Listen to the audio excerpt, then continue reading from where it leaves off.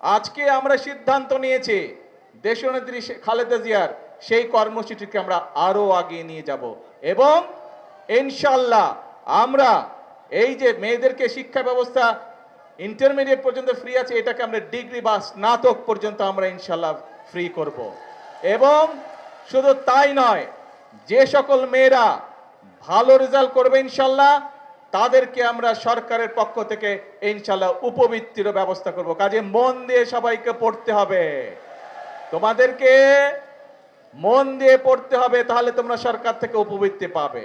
এখন আসুন প্রিয় ভাই বোনেরা, কেন আমরা আমাদের মায়েদেরকে বা আমাদের বোনদেরকে শিক্ষিত করতে চাই, একই সাথে তাদের হাতে ফ্যামিলি কার্ড তুলে দিতে চাই? কারণ এই দেশের জনসংখ্যার অর্ধেক হচ্ছে নারী। আমরা যদি আমাদের প্রত্যাশিত বাংলাদেশকে গড়তে চাই, তাহলে এই নারীদেরকে যদি আমরা স্বাবলম্বী না করি, শিক্ষিত না করি, অর্থনৈতিকভাবে স্বাবলম্বিত না করি, তাহলে আমাদের এই দেশকে এগিয়ে নিয়ে যাওয়া সম্ভব না।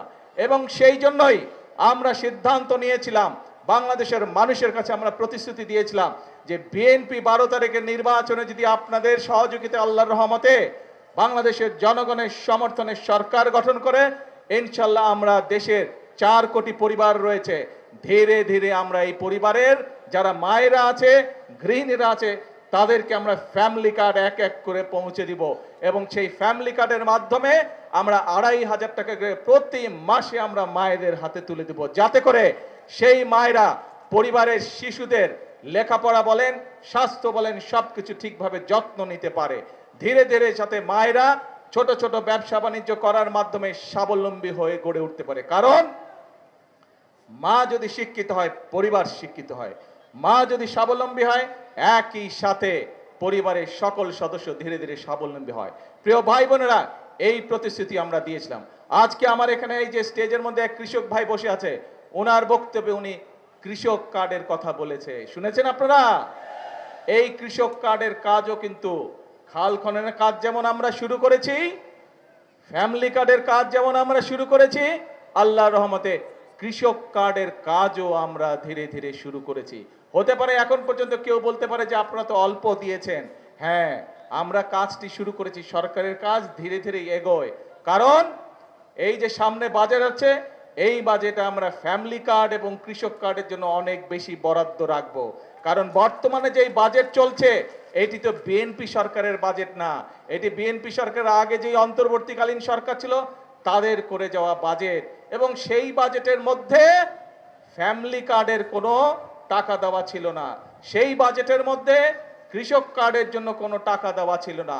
সেই জন্য ইনশাল্লাহ এবার আপনাদের সরকারের বিএনপি সরকার বাজেট তৈরি করছে এবং সেই বাজেটের মধ্যে ফ্যামিলি কার্ডের জন্য বরাদ্দ রাখা হবে, সেই কার্ডে কৃষক কার্ডের জন্য বরাদ্দ রাখা হবে কৃষক ভাইদের জন্য। আমরা চাই মায়েরা যেমন স্বাবলম্বী হবে, আমাদের দেশের কৃষক ভাইরাও স্বাবলম্বী হবে। সেই জন্য কৃষক কার্ডের মাধ্যমে প্রতি বছর যাতে কৃষক ভাইদের যে সার, কীটনাশক, যেসব বীজ, ফসলের বীজ, এগুলো কিনতে যেই টাকাটির প্রয়োজন, তার একটি অংশ আমরা সরকারের পক্ষ থেকে ফ্যামিলি কার্ডের মাধ্যমে কৃষক ভাইদের হাতে পৌঁছে দিব, যাতে করে তাদের জন্য সমস্যা না হয়। প্রিয় ভাই বোনেরা, কি আপনারা সবাই কৃষক? গুড।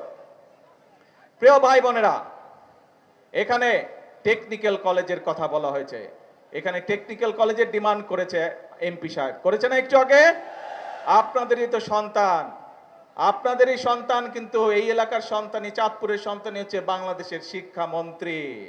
আপনাদের সামনে শিক্ষামন্ত্রীকে আমি এখনই বলে যাচ্ছি, যত দ্রুত সম্ভব সেই টেকনিক্যাল কলেজের ব্যাপারে যাতে ব্যবস্থা গ্রহণ করে।